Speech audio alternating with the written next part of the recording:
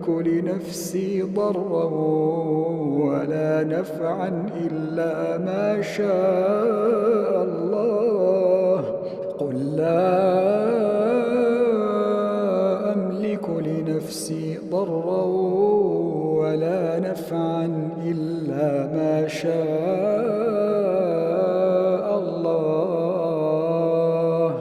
لكل أمة أجل، إذا جاء أجلهم فلا يستأخرون ساعة ولا يستقدمون.